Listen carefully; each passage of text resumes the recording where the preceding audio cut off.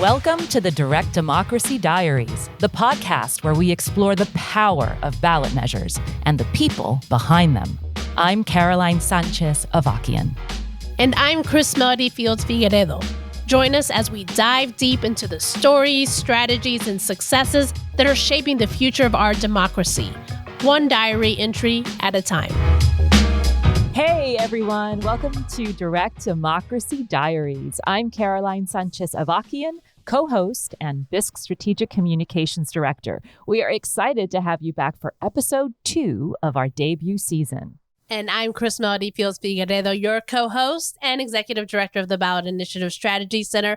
We kicked off this season with a powerful and inspiring story of Desmond Meade, who was the architect of the 2018 Ballot Initiative, which led to the largest expansion of voting rights in over 50 years.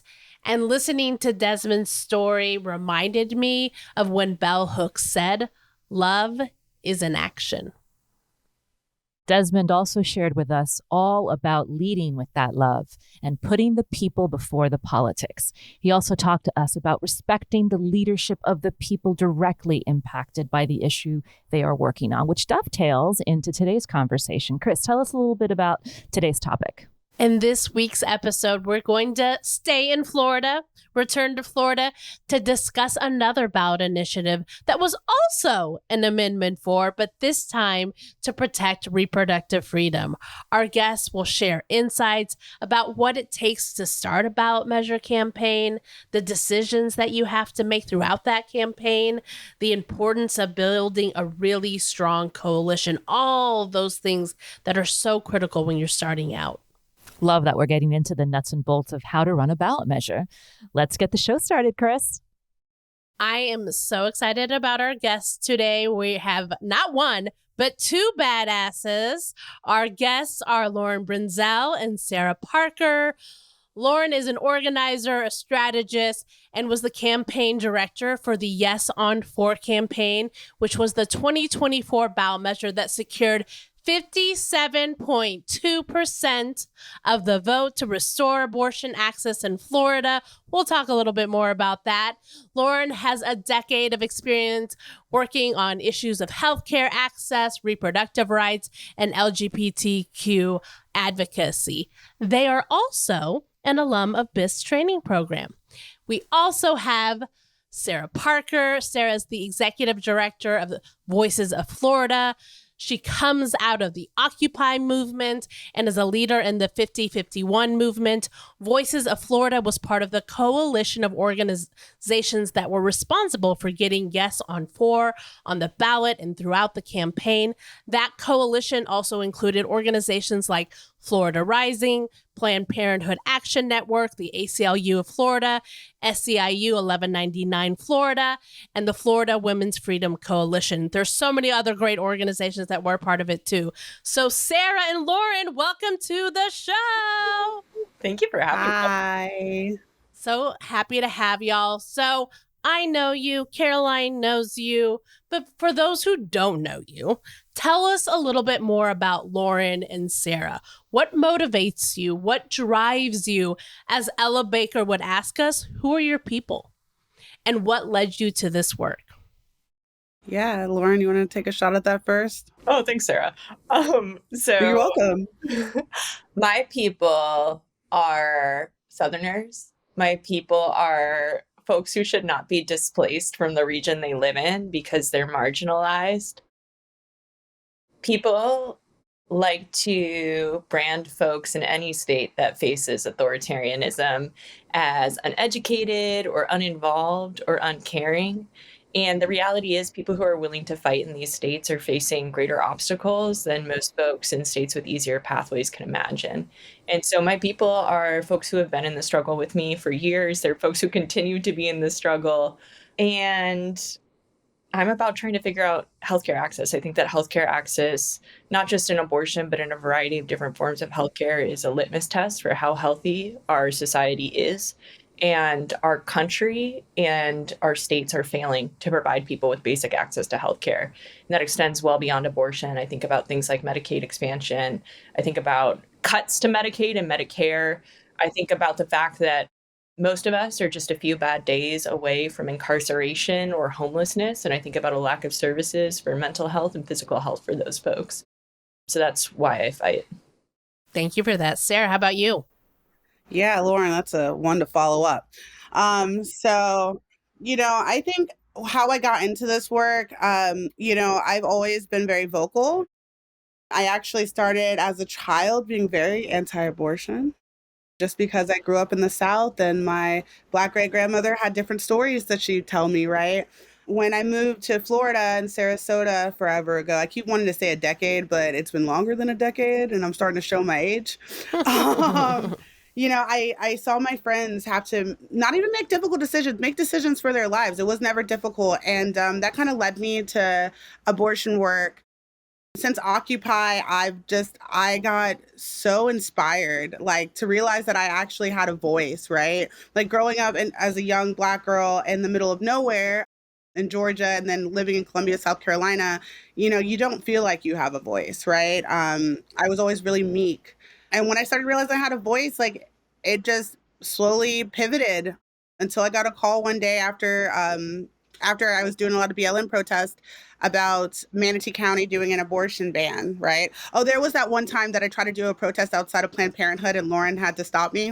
Well, we're babies. We cross paths again later in a big way. Yeah, we crossed paths after the Manatee County. Planned Parenthood was like, why don't you go to legislative session? And I was like, what do you mean go to legislative session? I was like, we can just go up there and say stuff to them. And they were like, yeah. And I was like, count me in. That literally changed my life. Like, I got so involved. I was like barely sleeping, which isn't healthy. And, and then I got the call to be on the ballot initiative. Like, every time I would just keep getting calls and realize that, like, yeah, my voice actually matters, not only because I'm Sarah, but because I'm a Black woman that has had experiences, lived experiences that are important. So, like, my people are people that don't realize they have a voice, right? Like, that's half the reason why I'm involved in 5051 is giving these new baby organizers the things that were never given to me. I'm in there for Black women that deal with crazy and sad stories and within the medical community, right? And my North Star is definitely Angela Davis and Erica Huggins now. Those are my North Stars. Thank you both for sharing that and being so rooted and grounded in the South I don't know. Some people consider Texas a part of the South. I do. I mean, I know the struggle of organizing and working in a state where people just kind of count you out. And also I remember a time, when I was growing up, Ann Richards and Barbara Jordan were people within, the state I grew up in. And so how drastically that has changed. So I appreciate y'all that bringing the voice of what it is to work under authoritarianism, which is real. We don't have to wait for it. Y'all know that very much, living and working in the South. So, we're going to talk a little bit more about Yes on 4. And I think for a lot of folks, how you even get started on the ballot measure is such a big question. And if you could just unpack for us, like, let's start at the beginning. Why was it so important to move forward with reproductive rights on the ballot in Florida at the time that you did it? So many people don't interact with until even probably signature gathering, if that, or maybe when they're voting on the issue itself. So they don't understand that process. Like, how do you make that decision? How do you get started? What were the considerations? What were the challenges? And what did y'all, do to bring people along? I think it's important to know that even though we didn't go public with the ballot initiative until later, it was actually something that was proactive, right? For me, I saw the 6-week abortion ban try to be passed in Manatee County, and then we saw the 15-week abortion ban in Tallahassee. Then we knew the 6-week abortion ban was right around the corner, so we already started planning, right, to do the ballot initiative. Like, I still remember getting the call, and I'm like, "There's no way we're gonna get enough signatures. Like, this seems crazy." I didn't even know why me, right? But I think it was to be proactive. We saw the way the state was turning. We saw how the country was turning against abortion and reproductive rights. We even saw allies not want to say the word abortion, right? They would go to repro. So we were being very proactive with that. And I think like when, we first got involved, like Voices, there were a group of really established people, right? And I think one of the things that was really good was that we kind of shook up the table. Like, as soon as we sat down at it, we were pushing back against things and having hard conversations, even when it came down to the language about the word patient, for instance. I was definitely a big advocate of that and not just say women. I think that that's an important note. I don't know if Lauren wants to add anything to that beginning, but that was an important note. And building a coalition that actually mattered, right? Building a coalition of people that have been on the ground doing the hard work. I think the beginning phases for us, I just think it's important to note, Floridians face some of the most difficult legislative sessions since 2020. We really saw the rebranding of the state during COVID, and we had a governor who seized a moment to basically change the entire population of Florida. He got tons of conservative white voters to move to the state of Florida because they were seeking freedom. And so the Republican brand in the state had never been stronger. DeSantis himself, unlike a lot of Republicans in our state, is very anti-abortion. So we knew once he started to gain power in the state that he was going to weaponize it against abortion access. And I think something that's special is we saw this 15-week ban, we saw this 6-week ban. Everybody told us that we couldn't do a ballot initiative. And we just dug our heels in, knowing full well that it was going to be a hard campaign, that we were probably unlikely to win, but that we had a responsibility to people to try as hard as we could because the avenue for doing so was closing. So one of the things that's difficult in the South and the Midwest and mountain states right now is we're seeing legislatures restrict access to direct democracy. They don't want people to have the power of their vote. And so each session that goes by, you have more and more risk for not having access to functional systems to put something on the ballot. And so we all just decided to dig our heels in. And a lot of our work was just convincing people that this was worth doing early on. And that starts not at a national level, that was having people buy in at the state level, that we had to come along. And then it was also, I think we have a problem in coalitions on the left with feeling really out of control because of authoritarianism and fascism. And one of the places that we can exert control is within our coalition. And we try to let the good be the enemy of the perfect. And our opposition has no morals and doesn't care at all. And we slow ourselves down and refuse to move in hard decisions because we value process over outcome so often. We want a process that feels good. And at times this work doesn't feel good because you're having to make very real concessions to try to create the smartest strategy. And elections are inherently violent. Like, the reality is, when you're talking about mass sums of money, when you're talking about needing to raise at a base level, I think, inexpensive ballot initiative campaigns are still a few $1,000,000. Expensive ones are over $100 million.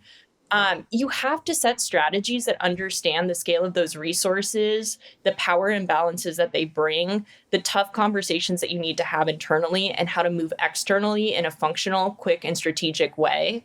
Because at the end of the day, our people don't care about the coalition drama. Our people don't have access to healthcare. Our people are being mass incarcerated. Our people are facing homelessness. Our people are being divested in by our government. Our people are being deported. And so they don't care about our infighting. So we have to keep that stuff internal and figure out how to move. And we had a lot of productive conflict in the first year of exploratory phase of the campaign that I think led us to being sophisticated in a way that didn't always feel good, but that built a really hardcore campaign. Yeah, and something I want to add behind Lauren is that these legislators weren't doing what the will of the people wanted. I mean, even when it came down to conservatives and Republicans, we watched them continue to do what they wanted, not what the people that elected them wanted, right? And being on the ground and listening to people from all kinds of different political affiliations, I started to notice that even with other bills, right? And definitely specifically around abortion. So I think it's important to add that. And as far as making concessions, it's something I've said on a lot of panels. We did get a lot of pushback, not only from the state coalitions, but from national coalitions. And perfect is the evil, good is the evil of perfect. Lauren kind of summed that up. But we also had to make very hard decisions for our state. And, what I've said before is that sometimes we got to take that breadcrumb, right? And then we got to get that slice of bread. We got to see how the bakery actually works before we go rob and kick in the doors of the bakery, right? And at that moment in time, like, yeah, we wanted to push for more progressive abortion rights, but we had to start somewhere. And we had to start somewhere that thought we could be able to win. That's a really good point, and it makes me think, to also what Lauren said. Yeah, you had to really go in, and you couldn't do a ballot measure. You had to bring people along. They didn't necessarily believe in the beginning that this could be done. And to build those bridges between people, the funding community is one of those bridges that you have to cross and to help build and bring people along with you. And so since campaigns, as you all mentioned, are expensive and can cost a lot, and we know that they can be impacted by that early investment that most campaigns really need. Can you speak a little bit to that process of getting that initial buy-in from the funding community? Like, what were some of the challenges that you faced along the way with that early funding? Florida has broken a lot of people's hearts in the political ecosystem. There is a lot of people who've worked in this state and have what seems like real trauma from it. There's a lot of people who are beside themselves about Florida within a few cycles going from a pretty consistent swing state to a state that doesn't have partisan electoral statewide advantage anymore. And in fact, is pretty much written off the map at this point as what anyone in a national ecosystem would consider a swing state. And everything is so expensive here because we are the third largest state in the nation. We have a huge media market. I think we have, I'm not going to even. It's one of the most expensive media markets in the country. Yeah. And it is a risky investment because people know that when you run a campaign in Florida, you're likely to face, particularly during our time, the DeSantis administration. They know that Florida has a history of trauma, like going back to people who worked in the state in 2000 when the hanging Chad was the determining factor. A lawsuit out of the state of Florida was a determining factor on who was president, and basically moving through the next 24 years of electoral work. And so we had to really reframe for investors why they should invest in this campaign. And it wasn't because it was ever a solidly winnable campaign. The phrase that we all got tired of saying at the end of the campaign was, this is a hard-fought campaign with a narrow pathway to victory. We were really honest with people about the fact that this was not a slam dunk the entire time. We were honest with people about what our internal polling was the entire time. We were honest when there was attacks from the government. And so I learned an early lesson with a funder who I won't name here about like trying to hide the ball on something early.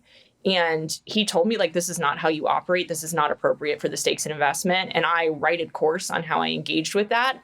And it taught me so much about donor respect and transparency early on that I hold that value really firm. We can't treat this like people treat partisan campaigns where they have like donor-based polling that they literally create a soft poll and show it to people, and then inside they have their polling that is realistic. We knew we couldn't do that on a BI. We also knew that we had to talk to people about like the actual factual physical realities of what is going on in the state and what is going on with the region. So this was never a campaign that was promising to like bring candidates along on the ballot. It was never a campaign that was saying this is a surefire win. It was a campaign that was saying people are dying in this region and people can't access care. And so we have to do everything we can in this moment to try to fix that. And honestly, today, if somebody wanted to be an angel donor to Florida, I would say that it's worth it again to try again. It doesn't mean that it's like necessarily the smart thing to do. I'm not trying to say that there's an easy pathway. I'm saying that I think that the continued investment in figuring out how to get people access to care is important. And so I encourage folks to think about how now they're funding practical organizations on the ground. I think a lot of clinics are really at risk for closure in this state, both independent clinics. And also, we've seen a mass defunding federally now of Planned Parenthood that I don't think people have totally picked up on what the impact of that will be federation-wide. I consider how people need to be supporting abortion funds who are consistently having to close for weeks at a time because they're under-resourced. I will always name my favorite one in the state of Florida is Florida Access Network, because they also do advocacy and organizing work. And I think that we have to keep telling donors the story of what real people on the ground are experiencing. One of the most transformative experiences for me during the campaign was there was a donor advisor who took donors on a field trip to our state, where they went to clinics, they went to advocacy organizations, and they had a roundtable with us about what they were facing. And I came to realize folks don't know. Like, they don't know what they don't know. And wealth is a protective factor in dealing with the consequences of harmful policy. It just is. And so it's our responsibility in this time where the odds are completely stacked against us to explain the reality and to ask investors to be bold in their choices, because it is certainly what our opposition does in their investment strategies. We have ceded the campus organizing movement to a conservative think tank that's willing to funnel millions of dollars into that work. We have ceded populism in the working class narrative because we've stopped organizing there. We've systemically lost folks who aren't white conservative voters because of engagement and investment in organizing there. And that's because those folks were doing poorly and their donors dug in on a multi-year strategy that was radical and transformative. And so we have to ask our folks to do that same kind of work. And I think that's how we approached the funder conversation. And donors showed up, and their reaction afterwards has been kind about what the challenges were in Florida, even though it's hard. I think we also have validators. And Chris, I thank you for this, that just said, like, the team did everything they could have done. It was hard fought, and it was worth trying. And I hope that we see donors continue to move. And I'm not speaking in a Florida context. I'm speaking in a national context in a way that is bold, in a way that is invested in organizing, in a way that is committed to not just short-term piecemeal state-by-state wins, but is committed to investment in people who fight on the ground consistently, and folks who can talk to everyday people, folks that show up in community, and for campaigns that aren't maybe the textbook smartest thing, but are the most interesting and impactful campaigns. Yeah, so like with that being said, we don't see ground to fascism. We know historically that is horrible to do, right? Something I can say, and just to push back a little bit on what Lauren said, one of the things that, people tend to forget about is when you have grassroots organizations at the table and we don't have that early funding, it's really hard for them to move with the rest of the more established organizations. It was incredibly hard for us to make meetings at points. It was incredibly hard for us, even though we were helping run security outside of the Supreme Court to not only keep the lawyers safe, but the executive committees, even though we were a part of the executive committee, to even be able to get up there. It took members, not organizations, members from the executive committees donating to our organization so that we were able to make it to Tallahassee. And that would not have happened if I didn't call Lauren sobbing, and then Lauren didn't call the executive committee and, hold them accountable in ways, right? So that's incredibly important. And to continue to invest, like Lauren said, be bold, stop being afraid, stand on business. Like, you can't stand on business 90% of the time, right? And at the moments and times that every time we seed grounds of fascism, it doesn't just stay in Florida. It doesn't just stay in Texas. We are guinea pigs. It goes to the federal government. Like, look at this administration now. Look at the things that they're doing. And look at the fact that Florida and people in Texas are continuing to fight. They're continuing to push back. And, we forget that. And without funding organizations that are in Florida or in Texas or any other red state, you're telling people that we only take the easy route. The best things that come in history have always been the hardest route, right? And the things that you can learn from the states that do this and the organizers that are on the ground that are not giving up hope. Because oftentimes I heard Florida is hopeless. No, we're not. We're some of the best organizers in the country. And I think funders also need to remember that when it comes to a national level, that the people that have to do the hardest work are some of the best and the most resilient. Wow. Thanks for that, Sarah and Lauren. It's very true. I want to move us a little bit into another group that's really, really important that we've already spoken about here and you've told us a little bit about, which is coalitions and coalition building. And before we get a little bit further into it for those baby organizers, as Sarah put so well earlier, and for people who are newer to ballot measures and ballot initiatives. Could you tell us a little bit about what a ballot measure coalition is, and what did you take into account when building your ballot measure coalition? I'm going to let Lauren go first on that one because I have some opinions. Okay. Love it. A coalition is different in a ballot initiative campaign than it is in many other spaces, in that the coalition's ultimate goal is to win the initiative. So oftentimes the coalition is broader than you're usually comfortable with. I think a great example of this is like there was active Republican organizing, and Sarah and I were like cordoned off from the Republican organizing because we were like too queer, too alt, for Sarah, too Black.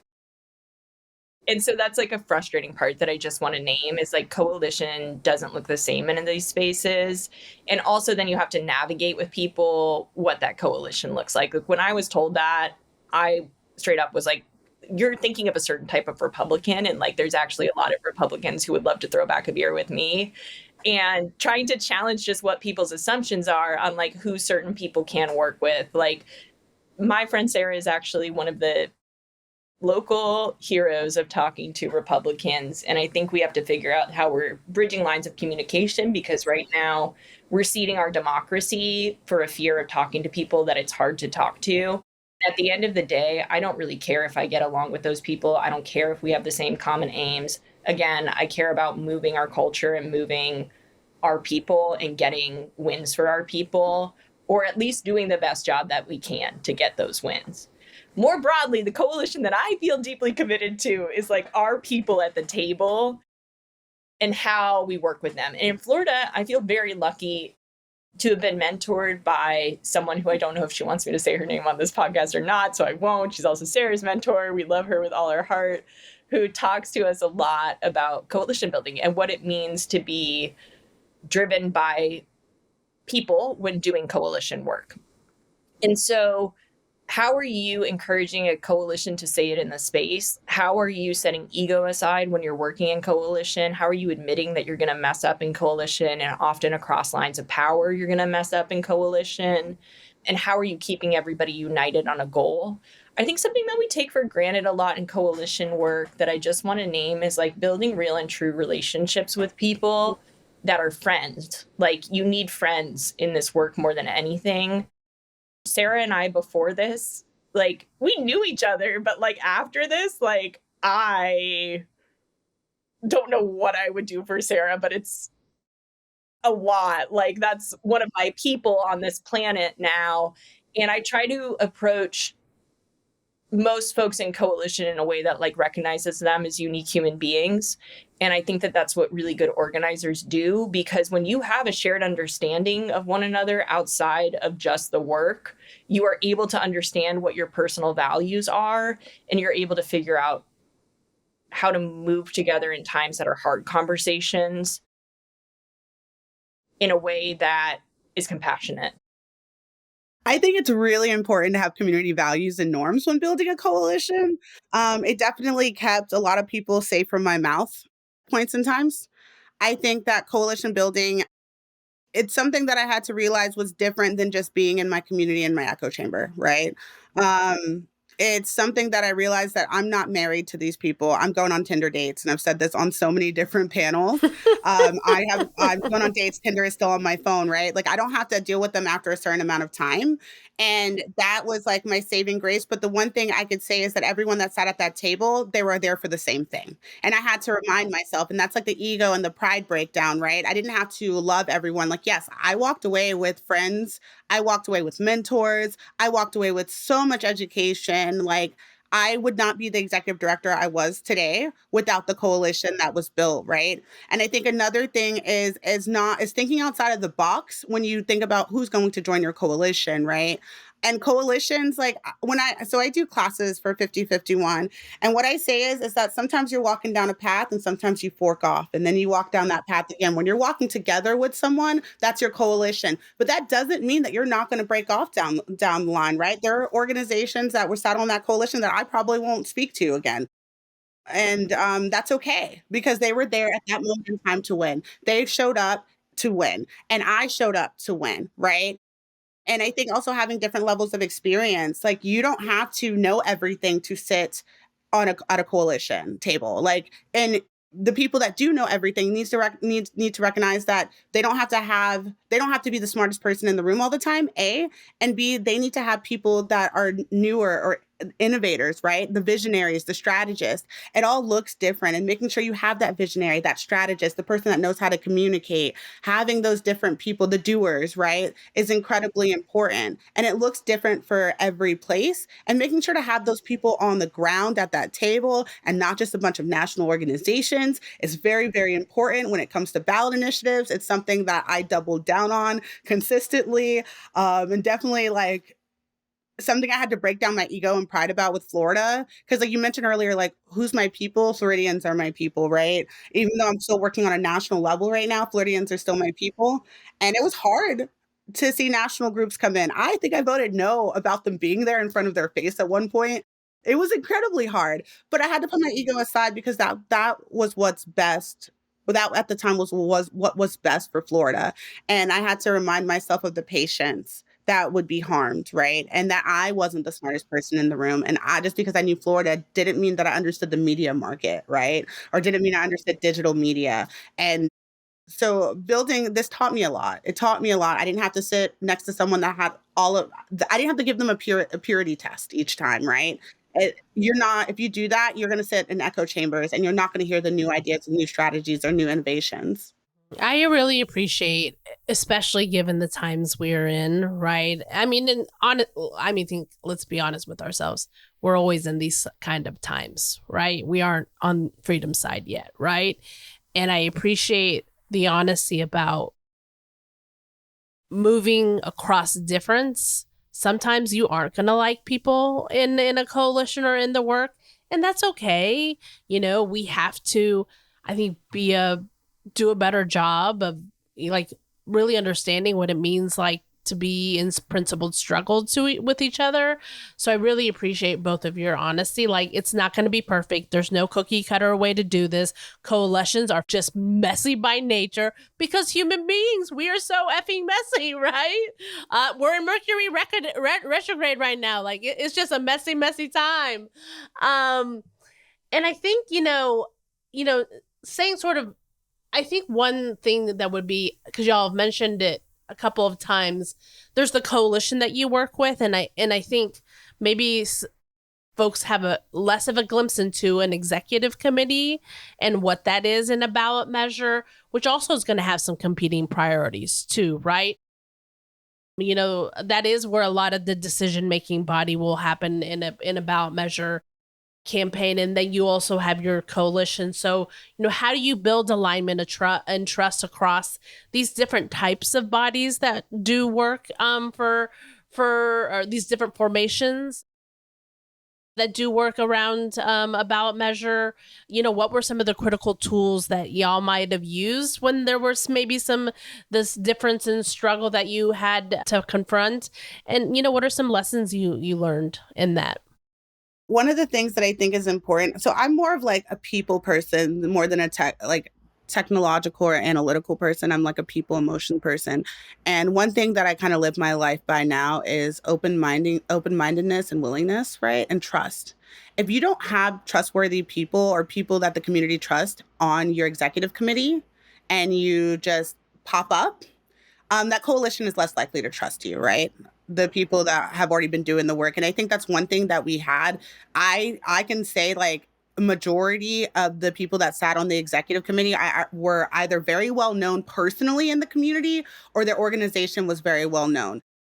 And I could say the people that were in that coalition, there was already relationships that were there, right?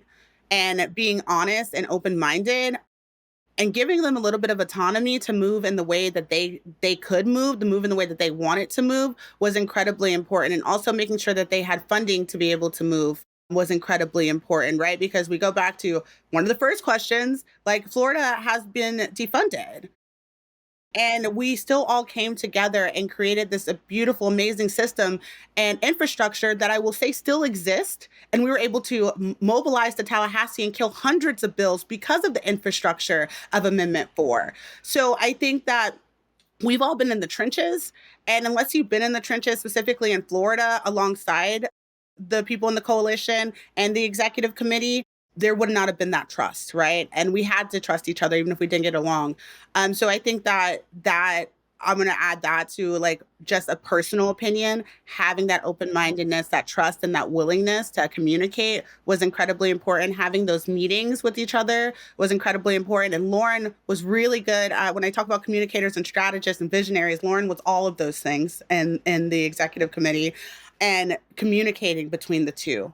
Like making sure there is open communication, because I see that even in coalitions, not executive committees and coalitions, but like flat hierarchies, I see that the communication is off even now today sometimes. So communication, being truthful, those things are really important, and being honest and showing up authentically, like showing up, feeling the feelings that you're feeling, showing up and saying how you're feeling was incredibly important.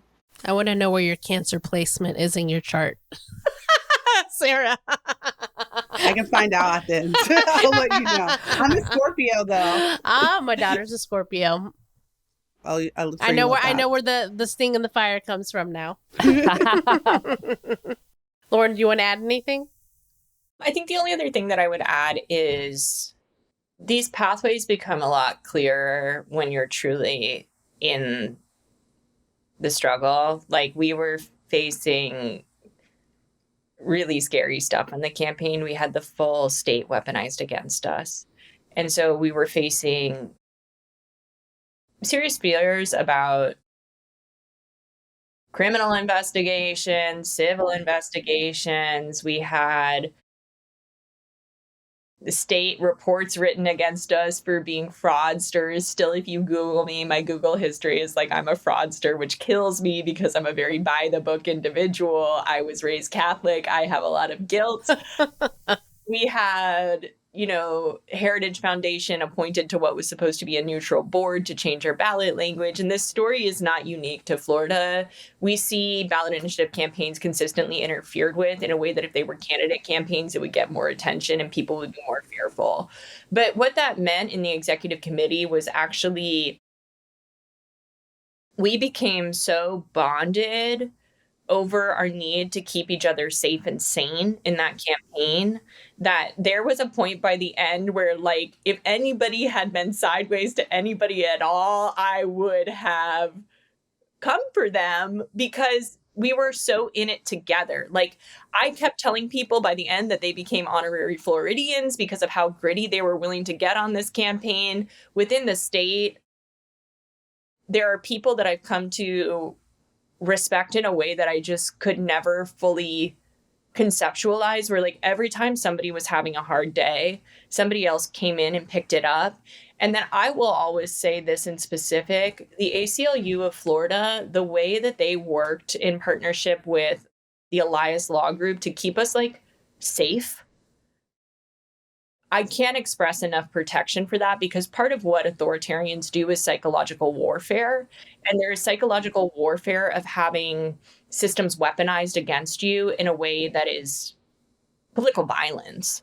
And so I also just have to shout out and appreciate people who were keeping us like legally safe at that time and providing assurance to like those of us who didn't know that that was going to be the experience of this campaign.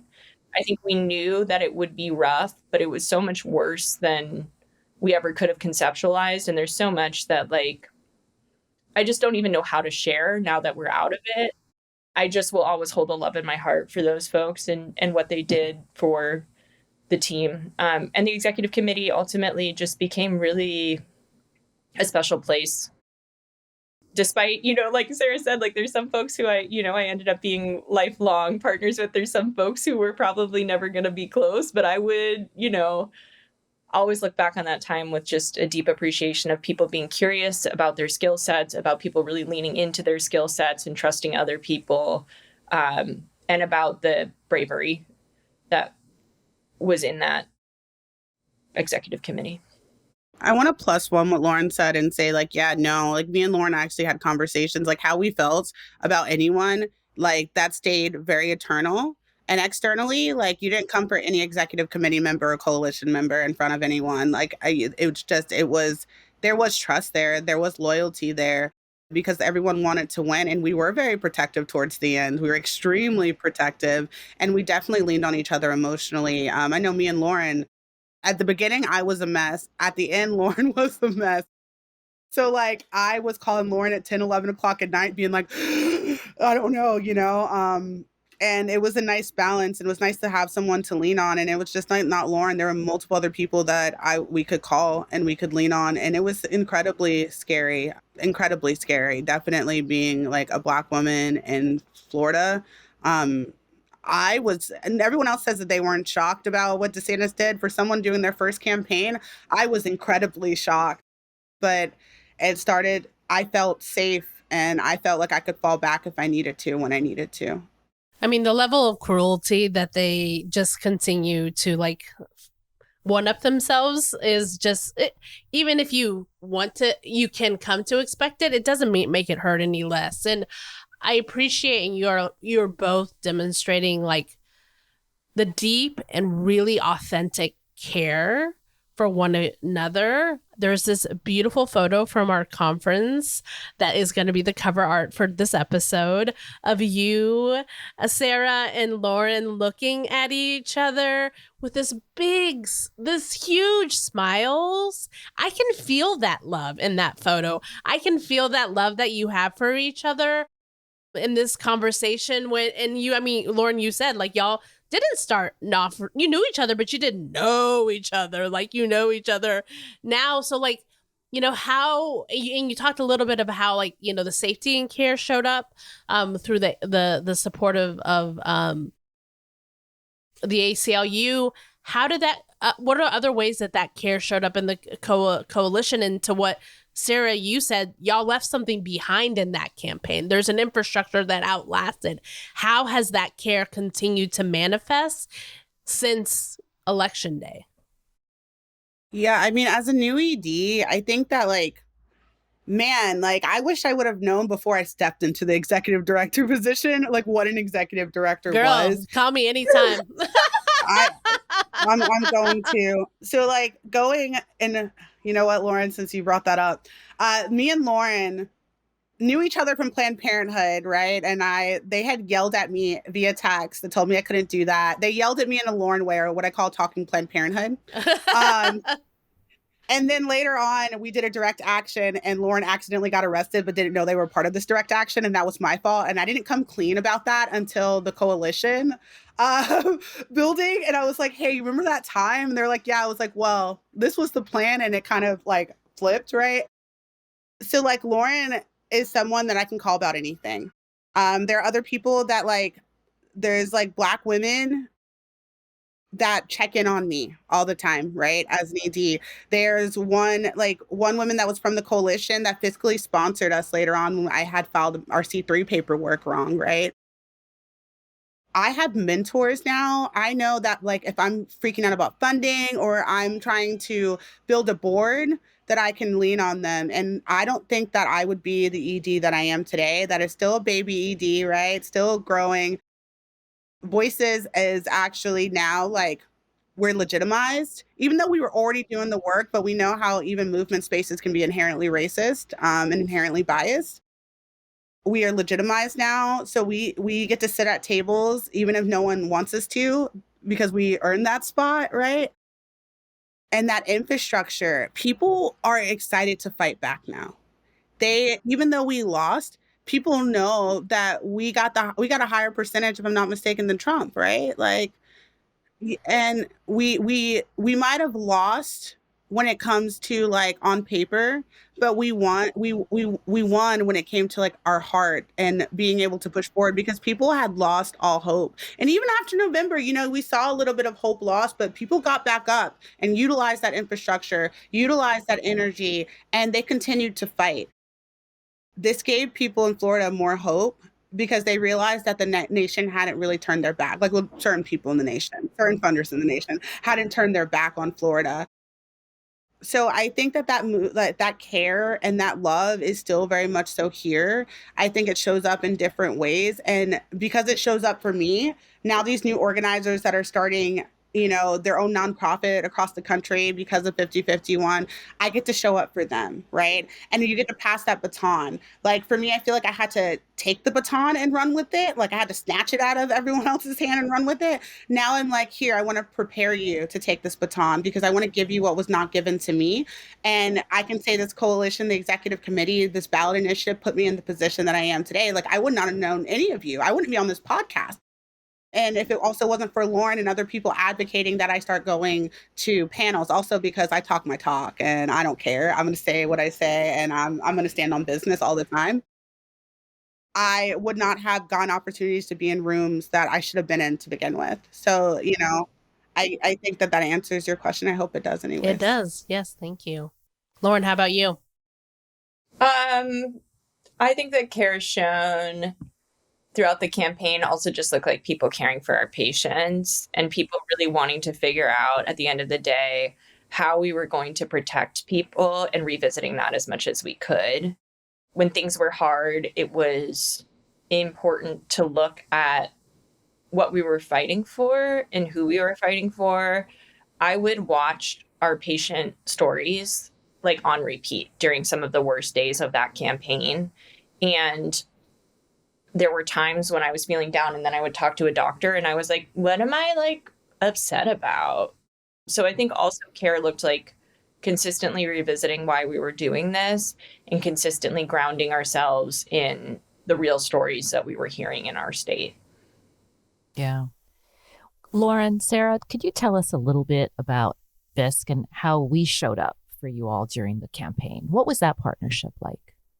Well, you have a phenomenal conference that I will always tell everybody in the ballot initiative space to go to. It is such a good intersection of getting to meet potential vendors for the campaign. It's where I first met Change Media Group, who is now who I'm working with. They're trying to retain talent in the ballot initiative space outside of just nonprofits, which I think is really important and is something that doesn't always exist in this space. Less BISC, I will say, and TFP is doing work too in that area. But getting to meet those folks is great. Getting to meet coalition partners across the nation. It's where I got to meet campaign managers from across the entirety of the nation working on repro campaigns. And we ultimately created a group chat where we could like share resources and check in with each other. And then also it's a space where you can access funders, which actually for like folks who go to BISC is not a common experience. Like Sarah and I pre-BISC did not have specific access to talking to funders. And BISC is one of the first spaces where I got to do that because they also take that conference space incredibly seriously. And then there's like way before when my first BISC and I wasn't running a ballot initiative campaign, I got to do learning at BISC and really like sit in on sessions and take lessons about what a ballot initiative was, what a campaign structure could look like. And furthermore, there is so much on the ground support. Marcia from your team, I've been working with now since 2019 on various campaigns. And the support that she provides one-on-one and helping to brainstorm things and the issues that you can talk to Marcia about, that I have a deep trust that she's not going to tell others about it, but it has experience and will be not sharing that experience with me in a way that names it, but can help me think about who to connect with or how to navigate is so important. And then I love the cohort calls where we get together with folks to talk about just how to set up an exploration of a ballot initiative, how to do volunteer petition collection, how to do the initial phase of the research. So it really is, particularly as you're starting to think about building a campaign, such an important organization to be connected with.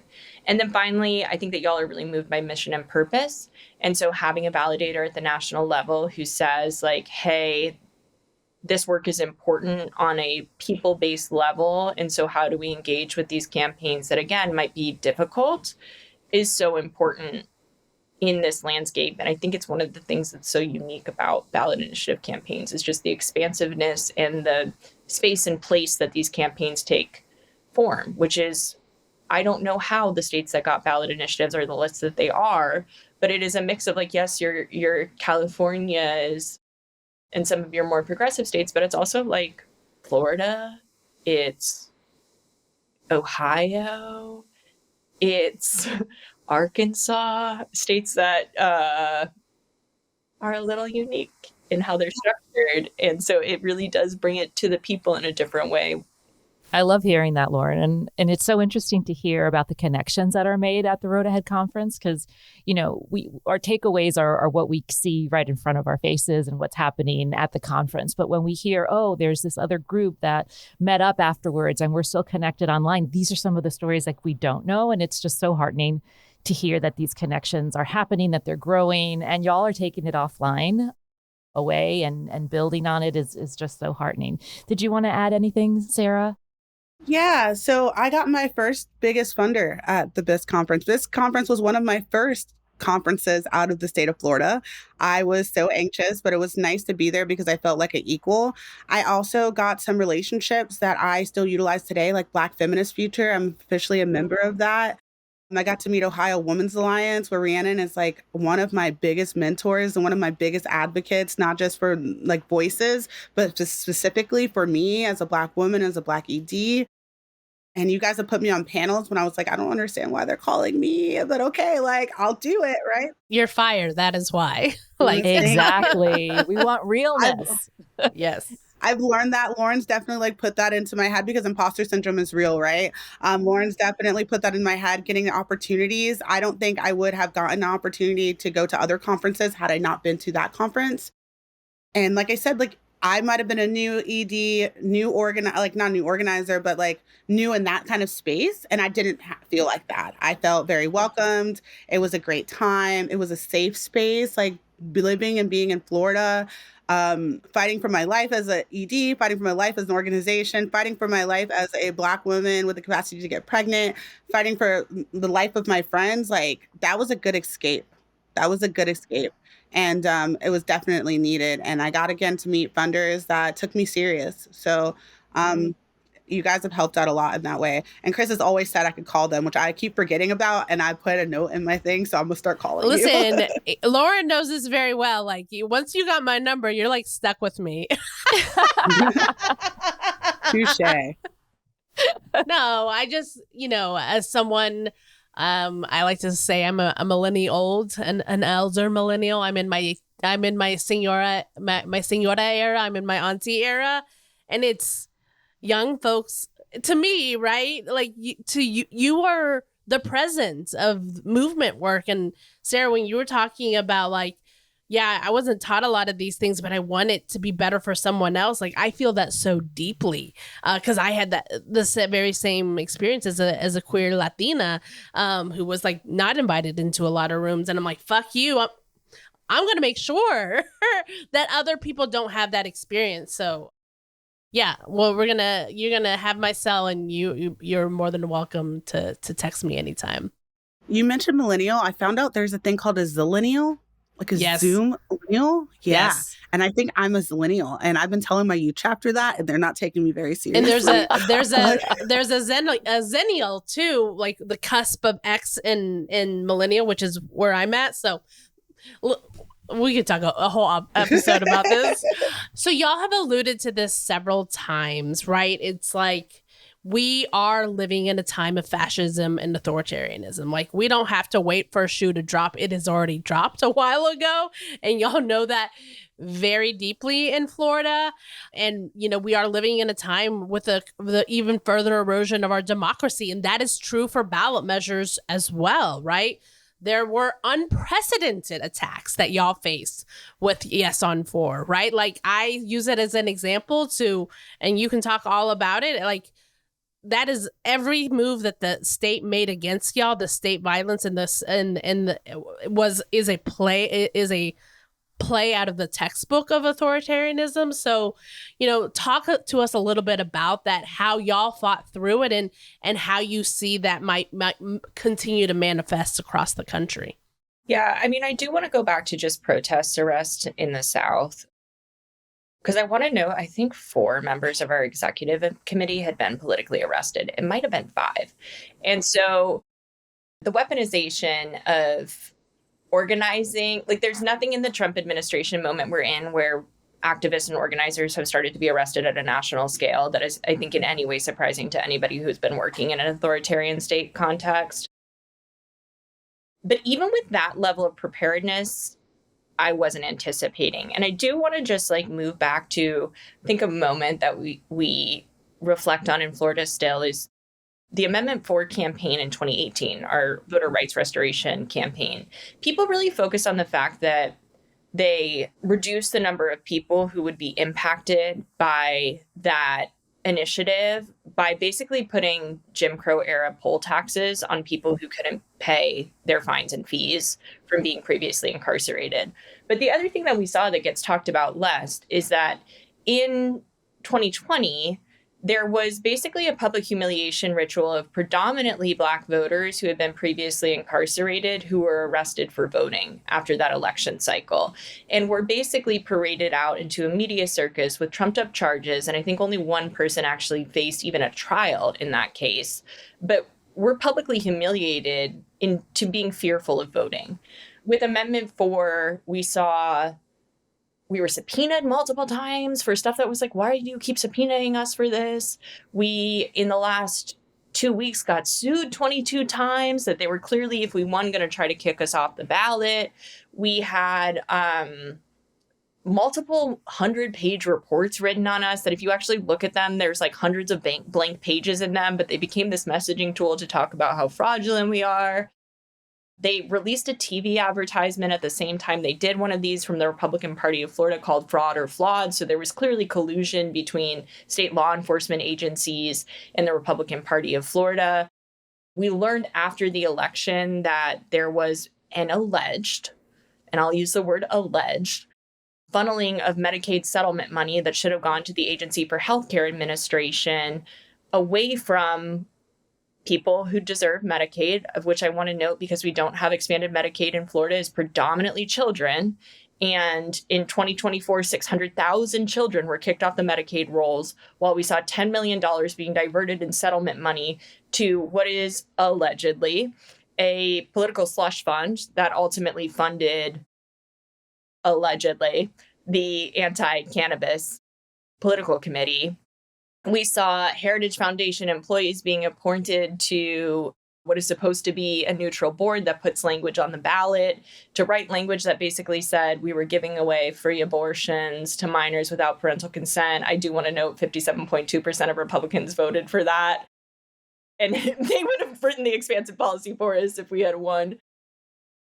But we just saw so much weaponized against us. And I think the unique context in Florida that I want people to be mindful of is we have something called an Office of Elections, Crimes, and Security, which is a police force that is dedicated solely into investigating elections crimes. And the reality is there aren't elections crimes. They're incredibly limited when people break the laws on elections.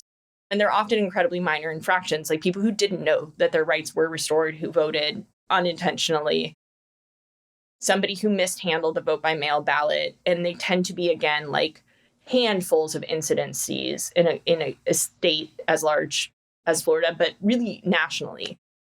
So to have an entire dedicated task force that is resourced to the tune of millions of dollars, that's sole goal is to investigate basically trumped up elections charges, is, I think, the flashpoint at which Florida got to a really scary place. And that was the same group that arrested those individuals after the Amendment 4 2018 voter rights restoration campaign. And so something that I'm thinking about a lot right now is, are we going to see at a federal level the stand-up of an Office of Elections, Crimes, and Security? What other states are we going to see an Office of Elections, Crimes, and Security go into? Because it was so core to multiple attacks that we've seen in the last few cycles in the state of Florida. I also think that we need to be mindful of the use of public infrastructure in fighting against a fair vote. So I talked about ACA before. Some of the other things that we saw from ACA were advertisements, PSAs, to the tune of, I would estimate, tens of millions of dollars. We've seen CEOs from the cannabis campaign estimate $50 million in spending. We saw a reporter in the state of Florida, Jason Garcia, track down $20 million in spending. So the utilization of tens of millions of public dollars that were diverted from our Medicaid agency, Department of Transportation, opioid prevention, which Florida has one of the largest opioid crises and has for the last 25 years. And Department of Health, who is supposed to serve low-income individuals health care, to fight ballot initiatives, to the point where we had a website on ACA's page that was like the fear-mongering liars. It felt very House Un-American Committee. And I think we will continue to see they got away with doing public advertisements using taxpayer dollars against this campaign. How does that show up in future elections? And how does that move from the ballot initiative space into the partisan electoral space and really harm our rights? How scary is it that somebody has authority to just change what's on the ballot? And why aren't we more concerned about that in a context outside of just direct democracy? It really scares me how quickly folks move on from these campaigns and what happens in them. We're seeing an aggressive presence right now in Missouri that is attempting to repeal the ballot initiative that they just won in that state. We saw major attacks in the state of Nebraska. Mississippi doesn't have a ballot initiative process right now because of a horrific Supreme Court ruling that they had that said they redistrict. They now only have 4 congressional districts, but oops, ballot initiatives require 5 congressional districts to be collected in. So now you don't have ballot initiatives. And we saw in Ohio an attempt to pass a 60% threshold right before the election. This is not the sign of a healthy democracy, and this has implications not just for direct democracy, but for how we treat elections in general in ways that I hope people really take seriously and conceptualize and keep their eyes out for things like the utilization of public funds and the policing of voting in a way that I think as the national landscape changes, states who don't currently face these issues will be facing. You should always pay attention to red states to understand what's coming next in a federal landscape. I just want to add one thing that you did forget. There were police knocking on people's doors that signed petitions. Mea culpa, did forget that. As a Black woman, to think that like they were knocking on people's doors, like the anxiety, if they did knock on a Black person's door, the anxiety you must feel, the emotional trauma, that doesn't make you feel safe. That doesn't make you feel like you can utilize your voice. And that was really important. And that's one thing that I can say, like, pissed me off. I couldn't think of another word. I'm sorry. Like, I was angered. I was annoyed. And they also targeted paid petitioners that were people of color and people of, like, that were in poverty, obviously. Like, we looked through their names.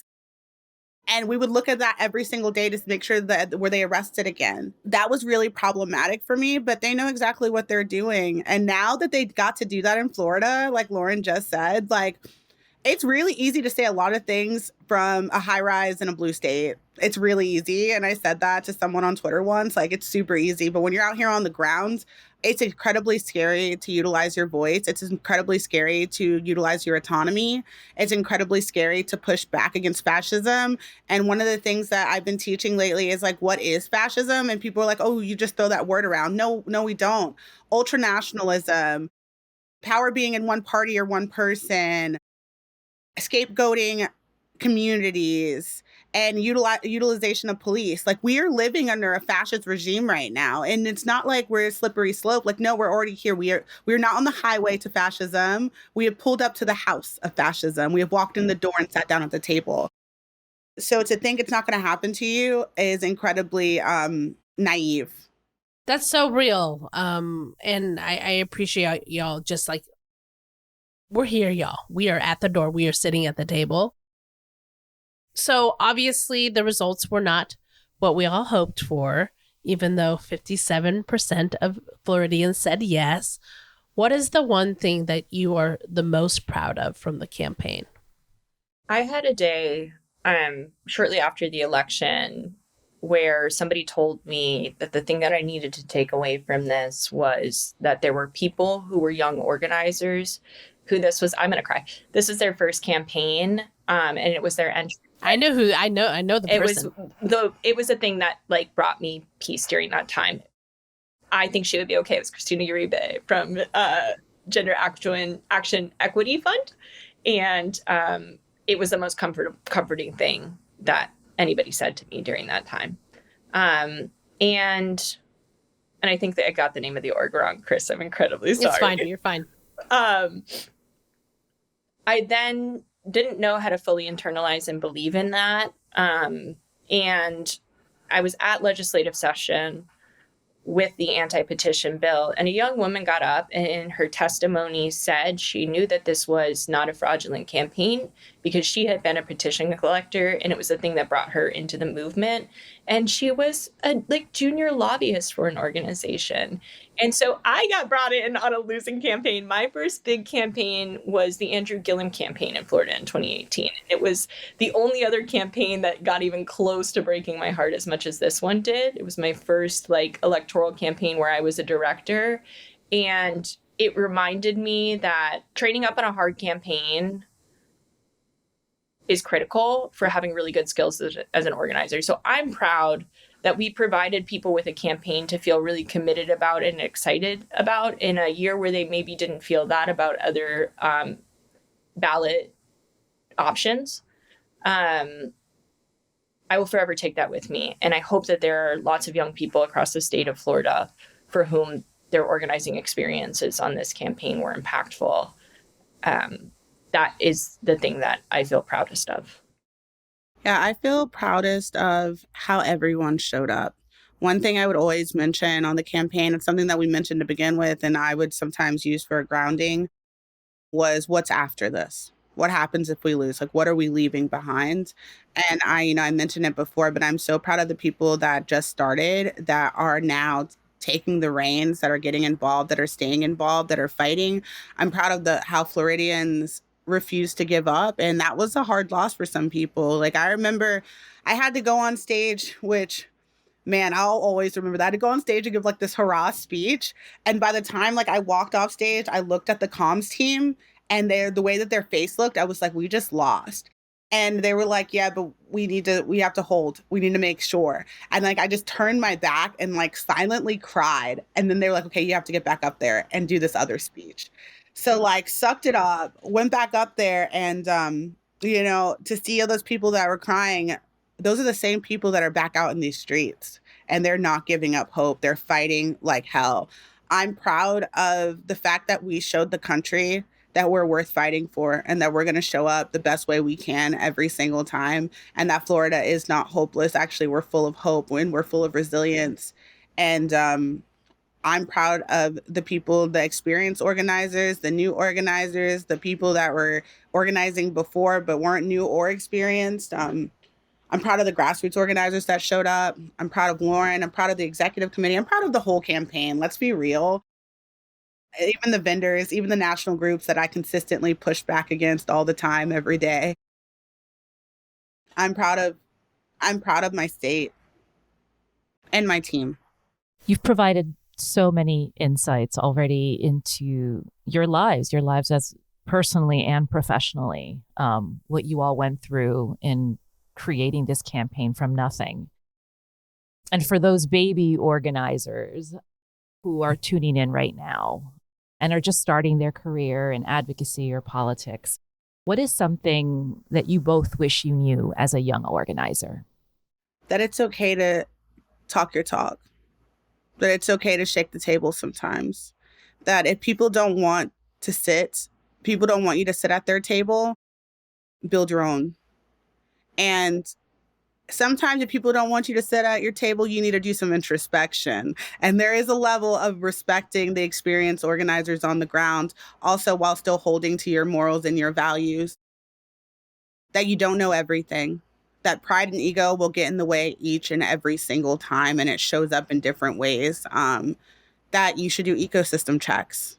You should see who's in the ecosystem. You should see who's already doing the work. You should see how you fit in there, even if you're fitting in there by starting a new organization. If you don't like the other organizations, it's okay to start your own. Voices started as a group of friends. We didn't agree with different things from different organizations. Stop doing purity tests. Not everyone is going to align with every single thing that you have. And sometimes that is the way to lose the quickest. And you will eat yourselves alive quicker, as the left, we'll eat ourselves alive quicker than the right will eat us. And self-care is an act of political warfare. If anything, if your org or the movement or anything's going to die with you taking 24 to 48 hours off, then it wasn't meant to be in the first place. So it's okay to take time for yourself, and you have to act in radical love, not only for your community, but radical love for yourself. And when you do that, you act in radical love for your community, and don't create toxic workspaces by not taking care of yourself. You have to lead by example. That's such an important message. I think we all need to hear it over and over and over again, because even as young organizers come in, I think we all fall into the trap of working the hardest will get you the farthest. And it's just not true at all. Lauren, how about you? What do you wish you knew as a young organizer? Yeah, I want to agree with Sarah around like how the left interacts. I came into this work when I was younger, and I was so aggressive about just like my viewpoint was the correct one, and it wasn't my job to understand anybody else's viewpoints. And you have to figure out what your limits are with that. But certainly in this moment, people are not on our side, and we have to figure out how to get people back to our side. And sometimes that means a kind of work that, again, is more outcome oriented than it is about a process that necessarily feels good. I would say the other thing around self-care, we try to be too cute with what we talk about with regards to self-care. So we think about like the very fun, flashy things that are involved in self-care. And I have had to learn the hard way that for me, it's about literally like, am I sleeping enough hours in the night? Am I eating 3 meals a day and snacks? Am I being present when I'm doing tasks? Like as simple as like when I'm brushing my teeth, I need to think about brushing my teeth, or I'm not being present in those actions. And there was like a time after this campaign where like I felt like a weird robot trying to do basic stuff because my brain was so used to going all the time, even in the what should have been the quietest moments. And it is so much harder to unlearn those things than it is just create good habits in the first place. And so if you are just entering this work, sleep the correct hours in the night, eat 3 meals and snacks a day, go to therapy, get on appropriate medications, and don't always think about self-care in like the cute face masks, getting a massage once in a while thing. Think about it as a real like basic brass tacks of, am I caring for myself as a basic human being? And am I treating myself the way that I would like to see others treat themselves? Like practicing the reverse golden rule, I think is incredibly important. Organizers are good at the treating your neighbors well rule, and oftentimes very bad at the treating yourself well rule. It's a daily practice for sure. So as we close out, you've both heard me say, the call to action is to make ballot measures love letters to our people. How was Yes on 4 a love letter to your community? We showed up for people. We said that we were going to fight for their lives because that's what was at stake. We operated in radical love, and in some cases, because we didn't have those trainings, like Lauren said, we put our whole body and our minds into this. I mean, I missed my son's birthday to go do the work that we needed to do for Yes on 4 and also for my organization. I think we operated in such radical love. And they saw that, from the patients to the people that were storytelling about their stories, to even my friends that didn't realize there was a 6-week abortion ban and then later found out and saw me fight. They loved the campaign for that. We showed up in the most graceful, truthful, and honest way. And that's what love is, right? People forget that love is not a noun, it's an act. For me, I think it was a love letter in that everybody fought as hard as they possibly could. Nothing was left on the field. Everybody set the goal of doing everything that they possibly could. And we did that. And I also think there's an insurmountable grief in not being able to deliver what's needed for people, but there's also an incredible importance in continuing the fight. And there are folks who are dedicated to that. And it's hard because without that win, I mean, I know a lot of the fight actually, I suspect, has to do outside of a traditional infrastructure, because it means getting people care in a way that is unapologetic. But from a policy standpoint, it's hard to figure out what that next step is at this moment. But people are committed to continuing to lean in, and they haven't stopped organizing. And that's a love letter in and of itself. Thank you so much for joining us today on the podcast. If you're interested in the work that Laura and Sarah are doing, you can learn more at floridiansprotectingfreedom.com and voicesofflorida.org. And we'll include those links in our show notes as well. Thank you again, Sarah and Lauren. Thank y'all so much. Thanks for listening to the Direct Democracy Diaries. If you enjoyed today's episode, leave us a message on our socials at Ballot Strategy and check out our website at ballot.org for more updates, insights, research, and so much more. Can't wait to see you next time. Keep fighting for change, one ballot at a time.